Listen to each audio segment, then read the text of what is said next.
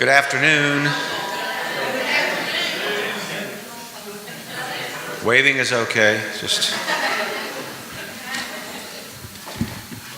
We're here again because last night the trustees met. For those of you that have been keeping up, we normally meet on Tuesday nights, but last night we met on Wednesday evening, Wednesday afternoon. And so this is the follow-up to that. It's what we call the campus-wide meeting, and where we go over what happened at the trustees meeting and give you all the information that was done at that meeting, provided to the trustees as part of our ongoing communication effort with you all so that you know what's going on around the campus. I want to remind you that we are recording this, and you can, it seems like there's weird reverb in here. Is it just me? Okay, there's a weird reverb, good. We are recording this. You can watch it streaming later on if you'd like to, and that's for the people that can't get away from their desk. We want to make sure you have every opportunity to view this information. So we'll get started here in a minute. I'm going to ask Sandy to come up and do her part. Rhea Crawford is not here. She is on assignment in Hawaii. She tried to get us to pay for that, but we wouldn't go for it. But Atticus is going to cover her portion of the program, and then I will be back up, and Susan Burley will come up at some point during my presentation when I come back up to give you the information on the SAC COC update. So Sandy, it's all yours.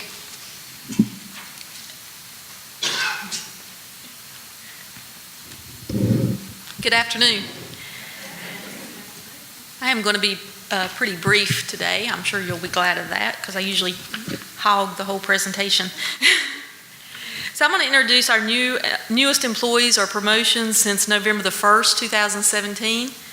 I don't know that many of them were able to come today, but hopefully some of them are in here. First, I want to introduce Dakota Williams, who began working at Western Piedmont as the admissions coach in student services on December the 1st.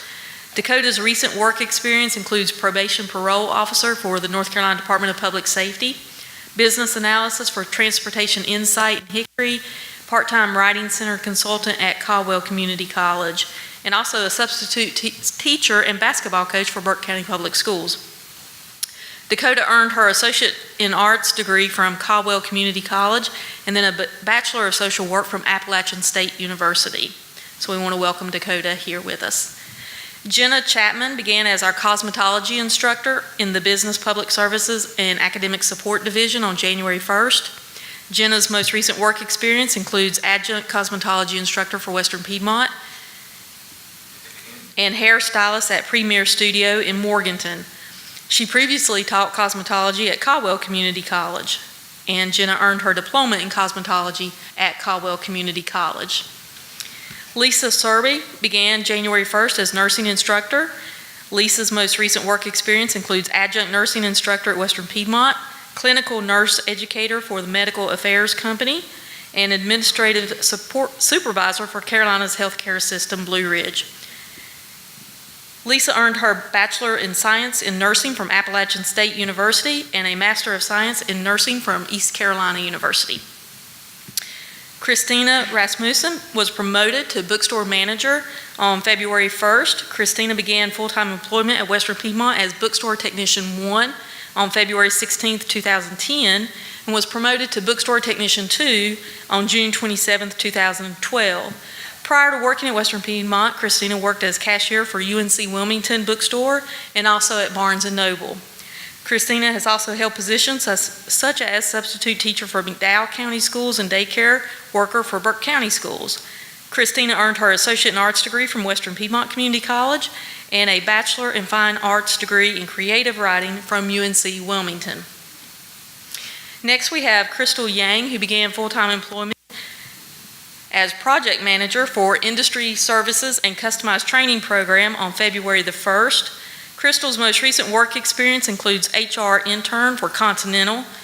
Crystal earned her Associate in Arts degree from Central Piedmont Community College and a Bachelor of Science degree in Business Management from UNC Charlotte. And Crystal will be working very closely with Rick First with Continental as they expand their industry here in Morganton. So join me in welcoming all these new or promoted employees.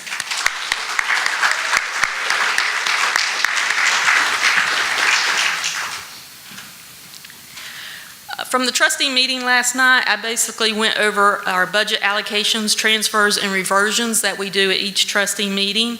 There was also a list of items that were approved to dispose of through our surplus program where we use govdeals.com.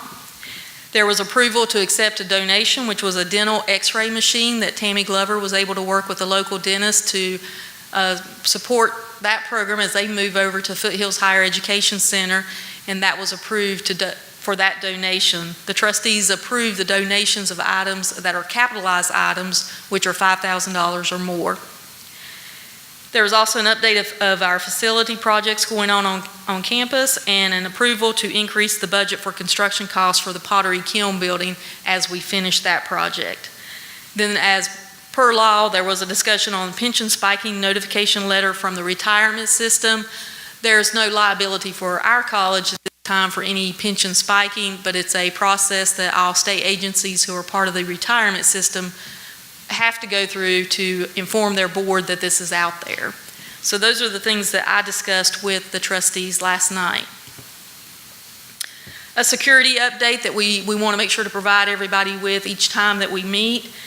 And our saying this year is, if you see something, say something, because you can never be too certain of what level comments may be, what level of threat they may be. So we want to make sure that we address anything. So if you see something, say something.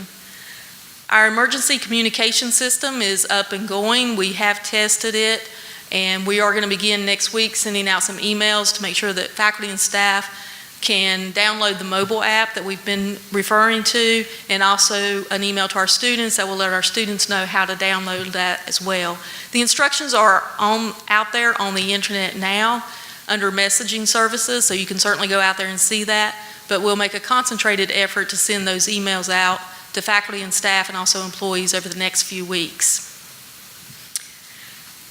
The door access, we are in progress working on that for the exterior doors of the college to be able to lock down at one time, so you don't have to run around and try to lock all the doors manually. That will be an electronic process. Other items, the emergency kits. You've seen some emails from Zeb Graham. Security has gotten those emergency buckets in all the classrooms. And we've got about 35 to 40 buckets left that we're looking strategically to where we can put those, whether it's in office suites or in certain locations that are shelter in place or lockdown places that we may need to provide one of those emergency buckets. If you have any questions about what's in those buckets, because they are sealed in each classroom, you can certainly go by our security office and Zeb can show you one. They have one there that's open, so you can look at the items that are in there. He's also in his emails sent pictures of those items as well, so you can see that. The one-page emergency flyer, security has put that up on the back of all doors. So if you know of a door that doesn't have one, let us know. We'll make sure to get one there. But again, a special thanks to Deanna Keller, who helped us develop that form and get that in the right layout so that we could get that out there as just a quick reminder of some things that you do in case of certain emergencies. Tabletop activities and other training, we are going to continue to work on that over this next year, develop some training opportunities to keep these things in the forefront of what you would do in certain situations. There's also a video actually from AB Tech that we're working on that they did for their college that they're willing to share with us that we can customize a little bit for Western Piedmont that we hope to get out to the campus shortly as just another training opportunity. The active shooter drill, we are still planning that and are working on trying to get that set up for the fall. Got a little bit late on that from where we wanted to. We wanted to do it in the spring and we're not able to, but we are working on that for the fall semester. So that's what we have going on with security at this time. Just some short facility update for all of you. Our brand new Mechatronics building has experienced its first snowfall. As we all hope that that is the last snow that you see this winter. Yes. Don't listen to that side of the house. But the Mechatronics building we do have this certificate of occupancy for that building, and Michael Daniels and his group are feverly trying to get moved in and have everything set up, because we are having an open house in March 27th, I believe is that date. So everything will be looking really great for that building. It is nice. I want to thank the folks, Michael Daniels and Ronald Gray especially, that helped me through this project and all the little intricacies that we had during that process. Our Kim building is also up and going. We've got the certificate of occupancy for that, and Courtney Long is getting moved into there, and maintenance is trying to overwhelm her by throwing everything in there all at one time, but she is doing great, kind of moving that stuff around and getting it set up with the kilns and all of her supplies. The H building, we're still underway there. That part is the renovation of the complete H building, but also moving the dental program over to Foothills Higher Education. The State Construction Office has approved most of the dental project at this point. They were waiting on a few comments from the architect, and hopefully we will have the approval to move ahead with the bid for that process shortly, because that's a project we wanted to get started early May so that it will be completed by August 15th so that the dental program can begin the beginning of the fall semester. Then they will work on the H building to get that renovation done for Burke Middle College and the STEAM Academy. Again, like I said earlier, the door renovation for access control, we're working on finalizing that RFP to make sure that we get everything in there that we need and get that out on the street for bid. The cafe, Ronald Gray and I actually had a meeting with a designer this morning to talk about the rest of that cafe and those last remaining tutor rooms. That's part of the library. The renovation there, we're very close to being able to get the construction documents out on the street for that as well. So hopefully that will happen again this summer, like we did last summer with the Library and Academic Success Center, hopefully to eliminate any possible disruptions that we might have, or at least reduce them. The trails, as you can see, that were done, Lee Kaiser helped a lot with that. It is what is in purple is the mountain bike loop that they have been working on to get completed, and that has been done. I don't know if anybody's been on it riding yet. Yes, they have. And I also want to put a plug in for the color run that SGA is sponsoring that will be done on the mountain bike loop in April. So sign up for that and help the Student Government Association out, as they'll be doing this as a fundraiser for Burke County Hospice. And that is my update for today. Thank you very much.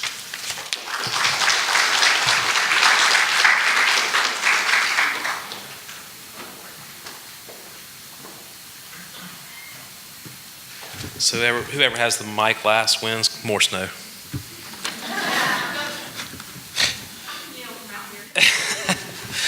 Okay, good afternoon, everyone. It gives me pleasure to provide an update from the Division of Academic Student Success for Rhea, who's on well-deserved vacation. Last we heard, she was headed to a luau. It's been a busy time for the Division of Academic Student Success. Rhea and her team concluded meetings with the principals and counselors at each of the local high schools recently. I think the last meeting they had was with East Burke in late November. Those meetings were very productive in opening the lines of communication between us and Burke County Public Schools, and giving us more ideas on how we can better serve the students in Burke County.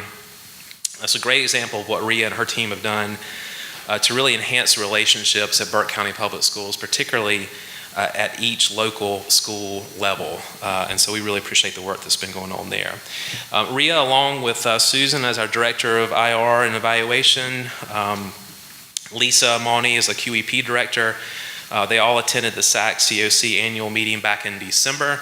They gained some great information that will be important as we prepare for our fifth year report that will be due in 2019, so that's next year. They also used this meeting to prepare for the SAC sub-change visit that we hosted earlier this month, and Susan's going to come up and talk to you a little bit about that in a few minutes. In early January, Rhea met with a representative from Western Carolina University concerning new opportunities for our graduates. As many of you know, there was a new law that was passed that a special provision for Western Carolina University where their tuition is now $500 a semester. And so they've created a degree completion program where our graduates can complete a bachelor's degree program in a variety of different areas for less than $3,000. So we'll be working with Western Carolina to advertise those opportunities for our students.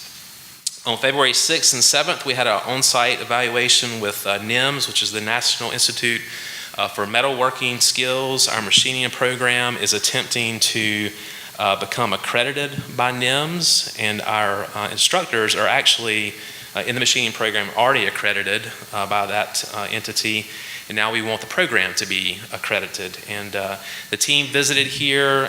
They made some minor recommendations, and we should hear fairly shortly, right, Michael, about whether we're going to be accredited or not, but early reports are pretty good, and we feel like we're going to be successful. So major kudos go to our instructors and administrators in that area. They were actually scored on, I think, 5 or 6 different areas, and they received very high marks, including the highest marks on program purpose and implementation, as well as instructional staff. So nice job to you and your team, Michael. That's really, really exciting. The Academic and Student Success Division has also just concluded 16 comprehensive program reviews. I know that was a big task. As you know, that's our quality assurance process. Each area takes an in-depth look at program outcomes, FTE generated by program, cost analysis for the programs, needs assessment, and a SWOT analysis. So every program goes through that every 3 years with annual updates. So I know that you all have just been delighted by that process, but we're also doing the same things in the other 2 major divisions of the college. And just an editorial, you all have done a really good job on that. It's a really great process. When I came in 2012, the process was there, but it was kind of difficult to manage. I know some of you will agree with that, and this process is much more efficient and I think effective in what we're doing. So congratulations for what that's worth, Susan. I have 2 more things to celebrate. The medical lab tech program, they had a 100% pass rate on the national certification exam and 100% job placement for our May 2017 graduating class. So that's a great thing to celebrate. Also, our medical assisting program, same thing, 100% pass rate on the CMA exam and 100% job placement for the graduating class of May 2017. Another great success. Let's give those guys a round of applause.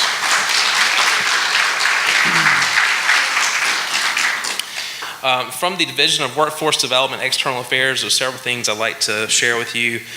Our first class of our inaugural Western Piedmont Furniture Academy seems to be going along very well, and they're all sticking with the program. We've got about 10 students in that program. 3 of those are incumbent workers who are sponsored by partner companies in that program, or as part of an alliance, the Western Piedmont Furniture Alliance. The rest of them are all high school students. Is that correct, Rick? All high school students, mostly from Patton, a couple from East Burke and Drawn. So things are moving along really well. Their tuition has been covered by donations from partner companies to our Furniture Academy Fund that's being managed by the Western Piedmont Foundation. And those partner and companies include E.J. Victor, Kellex, Chaddock, Shenandoah, Lexington Home Brands, Geiger, Sherrill, Durley, Eckerness, Bernhardt Furniture. I'm probably leaving somebody out, but that's kind of the core group. And so we're really excited about what's happened there and the potential moving forward to get high school students trained up for some really, to be quite honest, lucrative job opportunities. You may have also seen recently there has been a ton of industry expansion and relocation announcements here in Burke County. I just reiterated to the trustees yesterday, and I want you all to be aware how much we are actively engaged in those activities. Rick and Lee and Dr. Helmick are often and almost all the time included in that recruitment process as subject matter experts for workforce training service, and that remains to be the case, particularly in the way of the recent announcements from Becca, Greenworks, Zero Delta, which alone count for nearly 400 to 500 jobs. So long story short, we're a part of that recruitment package. and our services are relied upon to help these companies not only decide that this is a site that they want to be, but also to get them geared up with the workforce that they need when they get here. So I just wanted you to know that we're heavily involved in that. And for example, and you heard earlier that we hired someone, an employee using special CTP, customized training allocation from the state, dedicated to help Continental with the addition of their 160 employees over the next 3 years.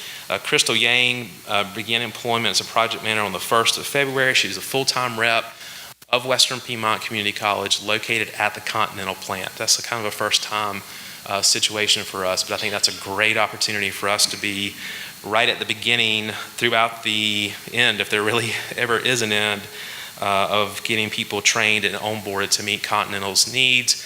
By the way, this total CT project is worth about $223,000 over 3 years, which we believe is the largest ever to be deployed in Burke County. So we're, again, excited about that. Nice job, Rick, on what you've been doing to make that happen. Currently, we have 7 open CT projects, working on 5 new projects, and then we have 3 repeat projects that are coming online in 2018. Captain Warren, will you come forward? I bet Captain Warren something not too long ago about his BLET graduates, and I want you to know I was not betting against him. I would never bet against this man.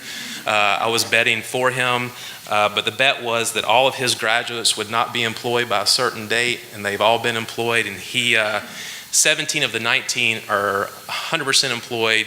The remaining 2 are being processed. Correct. And so by the end of this month, or certainly early March, they will all be employed. I bet him a drink of bottled water. Thank you. Congratulations. Thank you. All right.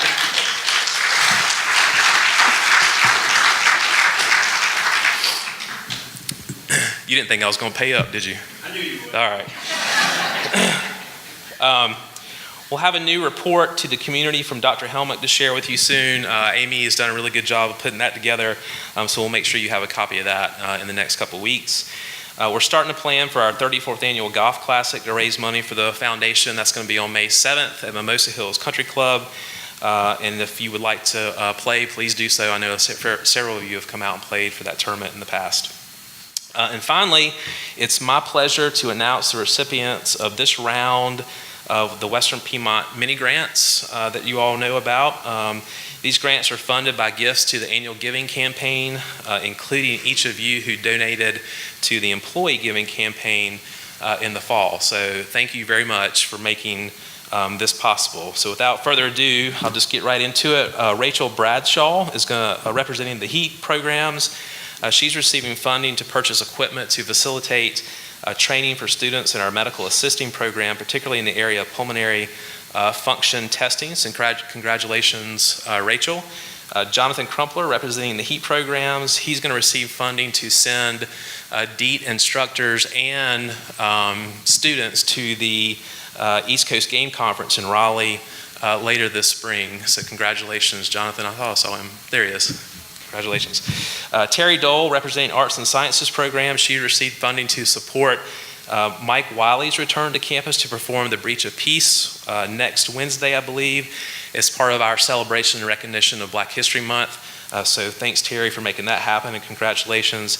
And then finally, Katie Hoover, representing Arts and Sciences, she's going to receive funding to attend the 2018 Kellogg Institute in Boone later this summer. Well, she'll focus on developmental education, and that's critically important right now, given some of the changes that are happening in DevEd. So congratulations to you, Katie, and if you all will join me in a round of applause congratulating these folks. We appreciate what you all are doing, particularly because these efforts meet our strategic goals and the mission of the college. Also needs to mention that there are several other funding sources that are helping to supplement and support these efforts, including Perkins Grant. Our Student Government Association is helping with this, Workforce Continuing Education, and then the Arts and Sciences budget. So thanks to the leadership in those particular areas to help support these programs. Thanks also to Lisa for coordinating the process, as you always do. Really, it'd be difficult to manage it without you, so thank you very much. And then finally, thanks to each of you all, because you're the donors that make this possible. And this happens when you give gifts during the employee campaign. I hope that you realize and see how your gifts make a difference. This is a great example, and I hope you have a good rest of your week. Thanks.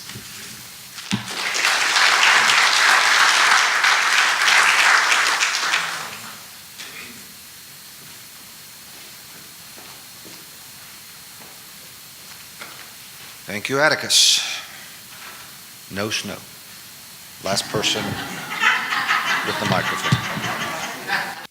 So you lose.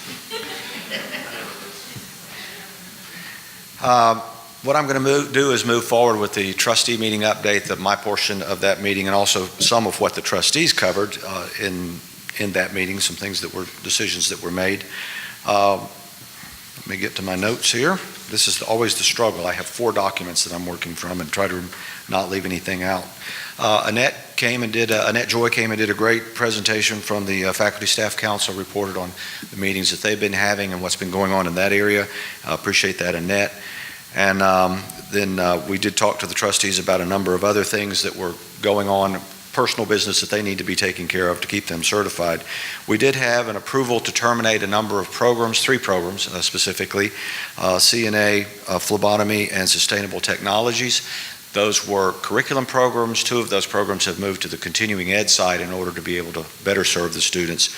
And then sustainable technology has been absorbed in some of the other programs, so the material is still being offered. It's just offered not as a standalone degree. There have been very low enrollment in that program for a number of years. Want to remind you all that there is a mechatronics open house that will occur on March 27th at 2 p.m. and you are invited. If you have not been through the building, it'll be a great time to be there. It's going to be all set up, ready to go. We'll have demonstrations going on, and you can see what's going on inside that building. It's a very nice building. It was very well done, not without a little pain getting it done, but it is finished and ready to go. I think it makes a great anchor to that end of the campus. Jim Burnett and Malone McNeely were on campus, I think it was about a week ago, and I'll have to tell you that as Jim Burnett walked away from that building back towards this building, towards Moore Hall, he kept turning over his shoulder and looking at that building. It's like he couldn't believe it was really there. But he likes what we're doing. He thinks the campus looks great, and he's one of those guys that you about have to drag him onto campus to get him out here. He just doesn't want to come out here and intrude in anybody's business, and that's just Jim's nature, but we're always glad to see him. One thing I do want to report to you all is the investigative report by the Office of the State Auditor on Central Carolina Community College, because this will probably impact you all. There was a tip that went into the state auditor's office concerning the number of holidays that Central Carolina was taking, and as a result, the auditor's office went in and did an investigation. And let me sort of back up a little bit. People who work for the community college are not necessarily state employees. We are not subject to the State Employees Act. Did I say that right? Okay, that's a more accurate way to say it. And in the State Employees Act, they are required to have no more than 12 holidays per year. Those are paid holidays. Now, this applies to staff. It does not apply to faculty at this. So if you're faculty, you can kind of tune the next few minutes out. But for staff, we are by law, if you're subject to the State Employees Act, 12 holidays per year. Central Carolina was taking 23 holidays per year. And they got turned in for that, and got their hands slapped, and of course they published a big report about all the money that it cost the state. Some of us that know how that money flows question their numbers. The end result, however, is that they have now come back and begun the rules-making process at the State Board of Community Colleges to essentially mandate that community colleges will be subject to that particular ruling, and that we will limit the number of paid holidays to no more than 12 paid holidays per year. How that will impact you. Last year we took 14 paid holidays. Those 14, and remember we've not been subject to this in the past, so we didn't do anything wrong, but those 14 days, the extra days that are in there were what we call the fill-in days, so that you didn't have to come back between Christmas and New Year's. So we put those days in there. And you don't have to come back sometimes if 4th of July falls on a Thursday, you wouldn't have to come back on a Friday. We would just extend the weekend.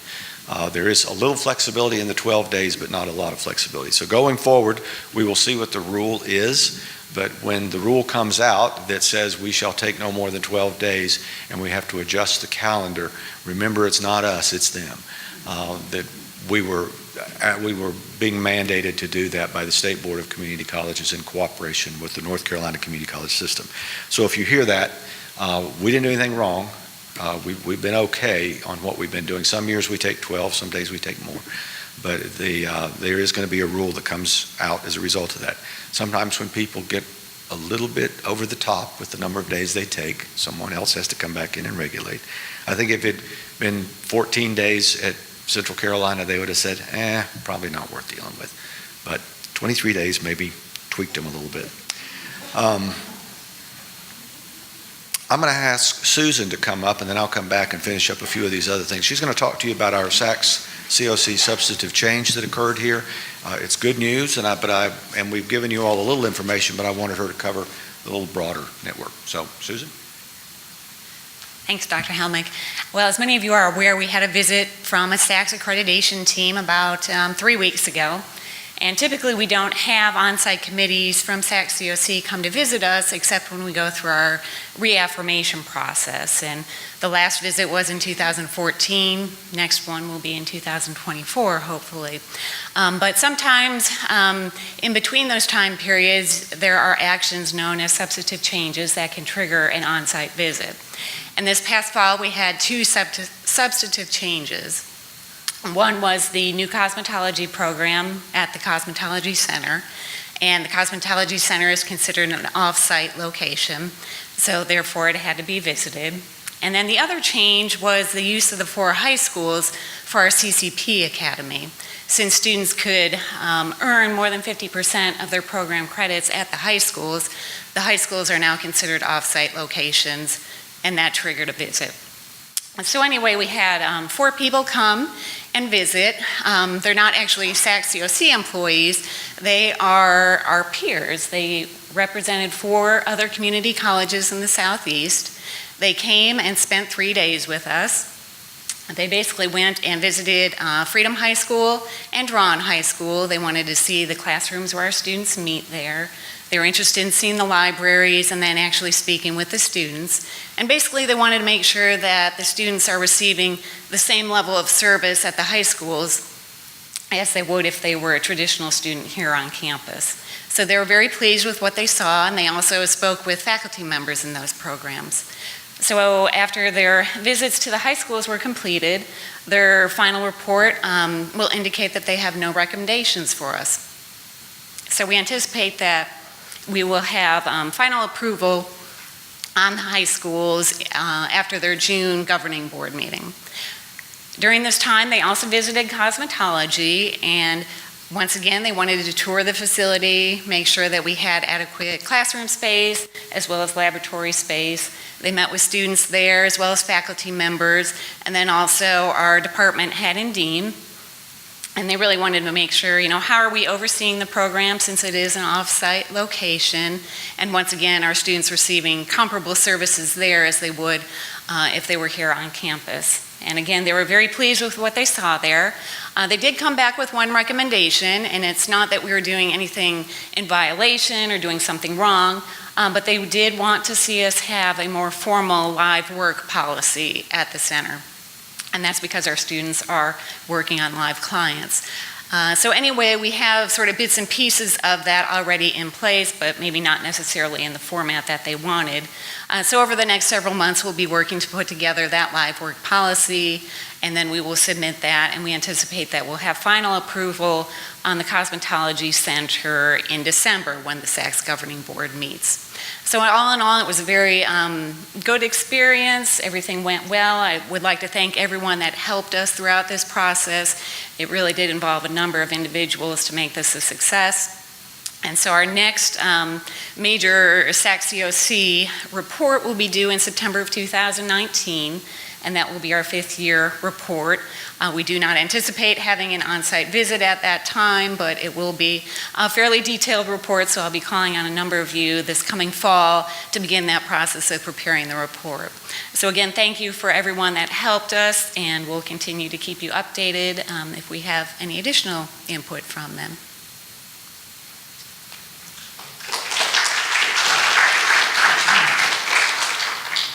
Thank you, Susan. Susan didn't tell you all the really interesting details that were in behind that we tried to reserve rooms at the Hampton Inn, and the Hampton Inn was under construction, and then we needed a special room for them to work, and that was an issue. And a lot of work goes into that, having a visiting team on campus. We're really pleased that the fifth-year report does not involve a visiting team. Not only is it a lot of effort, but it's also a big expense. At the exit conference, which they do with the president, I was so overwhelmed and pleased at the report, and I said, well, if there's ever anything that I can do for you all, please let me know. And so last week I got an invitation to attend an off-site visit as one of the members, and after you've made the offer and they were very nice to you and very accommodating, it's kind of hard to turn them down. So I will be going to Waycross, Georgia in this fall for a full-blown reaffirmation visit that apparently has issues. So watch what you thank people for, I guess is the lesson to take away there. But no, I'm pleased to do it. SACS COC is a great organization. I have been on visits before. I can tell you going to Waycross, Georgia is way better than going to Midlands, Texas. And you almost can't get to Midlands, Texas from here. A few other things that I wanted to cover with you. Remind you that the Professional Development Day is on March the 6th. You all will be there. There will be more announcements that will be coming out shortly about that. We want everyone to participate in that. We don't have a lot of time to do professional development, so we try to maximize as much as we can. But that's vitally important that you all attend those and pick up on the information that is distributed at those events. I was going to give you a quick update on the North Carolina School of Science and Math Morganton. That did come up at last night's meeting. There was a delegation there supporting the NCSSM as they are looking to run an entrance into the campus that will be at Hopewell Road, which is across from the fire station on Berkmont. So if you know where that is, you all would probably know it as the sledding hill. Okay. They did ask to assure you all that they are not going to eradicate the sledding hill. It will be there, but they are going to put in a road that will intersect there all the way back and come in below the historic barn that's on the it's now NCSSM property because they were deeded the property from the School for the Deaf. Department of Education has given them that property now. So that's not a done deal yet. They got permission from our trustees to be able to do that. But what we have to do now, they have to do, is to go to the legislature to get additional funds to be able to build out that campus.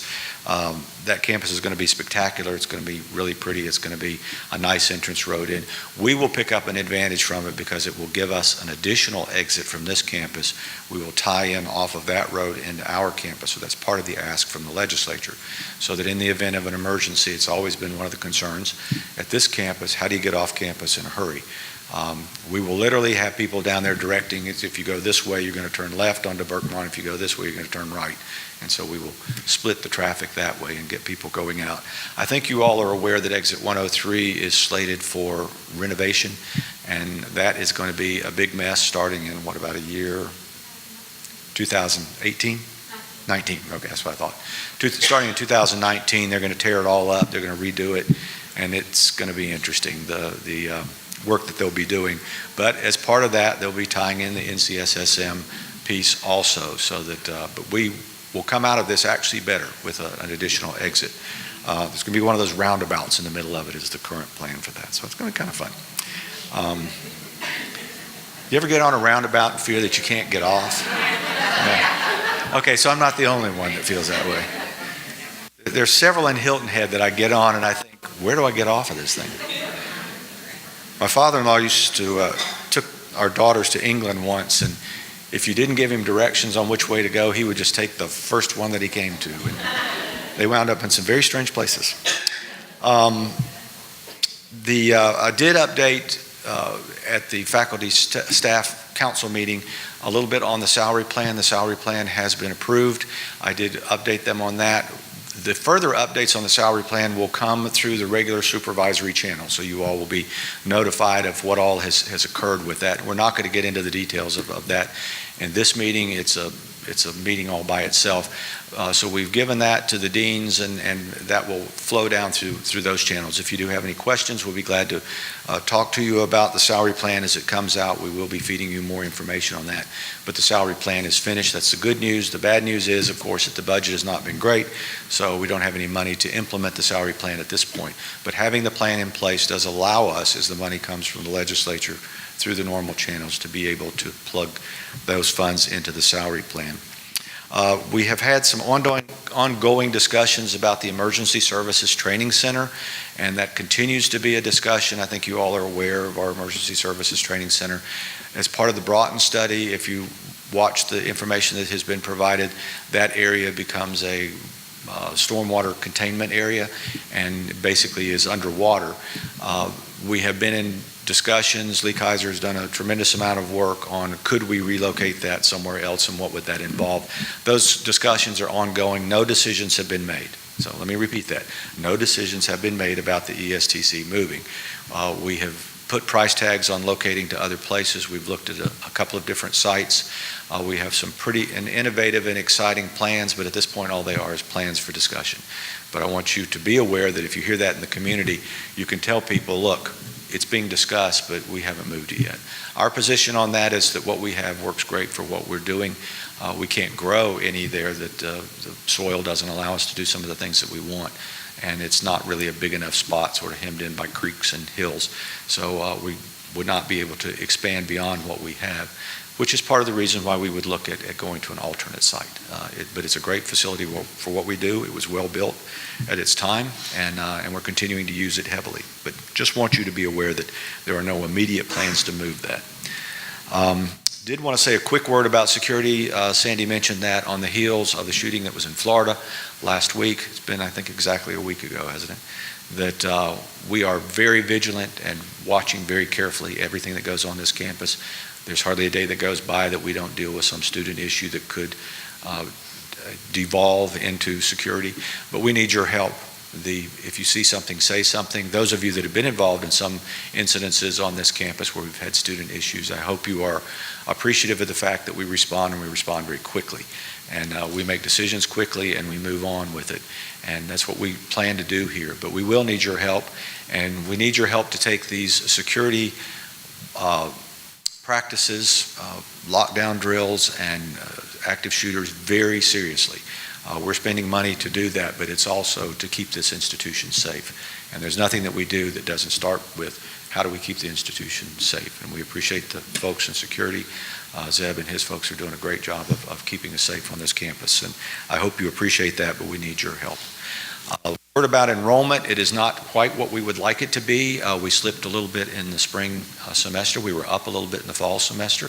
The good news is in the fall semester, it's the first time in 7 years we've been up. So the bad news is that we wound up losing some ground, so we're back to about dead even right now. Summer is coming up, and the B-term registration is also coming up. We need you all to work actively in the community to push people our way.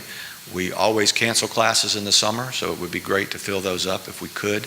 Just for point of comparison, Catawba Valley Community College had an increase of 14% in their enrollment last summer. So we'd love to do what they're doing. And a lot of students come home for the summer and want to take a class or two before they go back to college so that they can have a lighter load when they get back to college.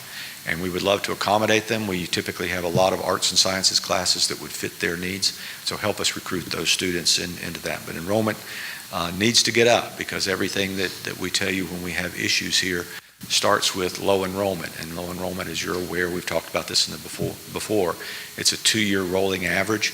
So as soon as we break that cycle 1 year, then we go on just that 1 year. But as long as our enrollment is down, they go back and average it over 2 years. And it's a negative for us. But so you can all help us with that. We're all in the same enrollment business together.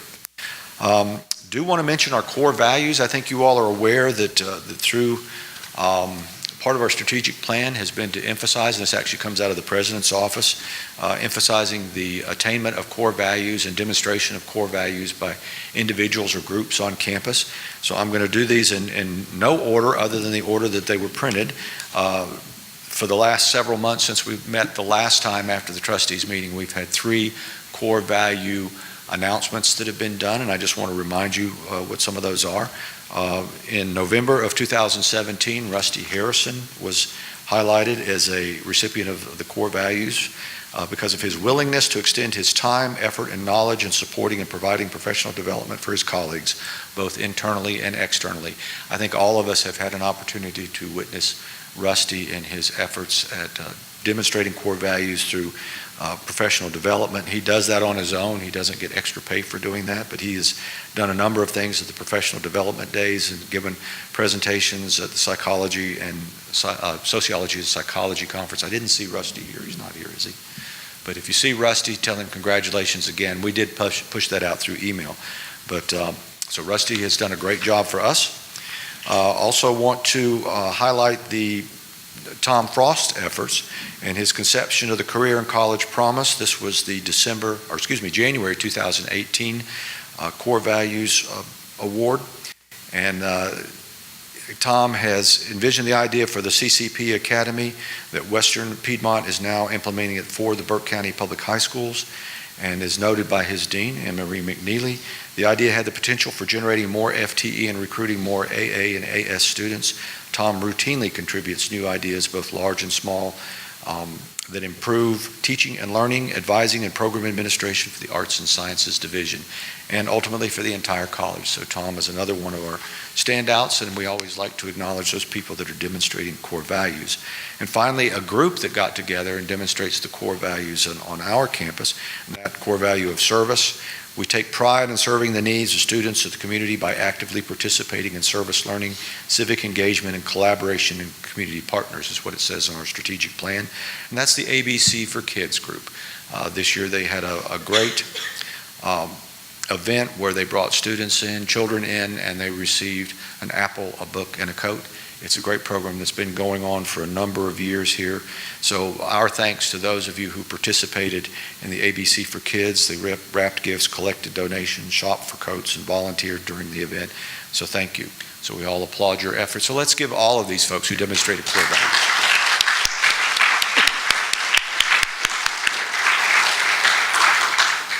Now, how do you nominate somebody for core values? Anybody know?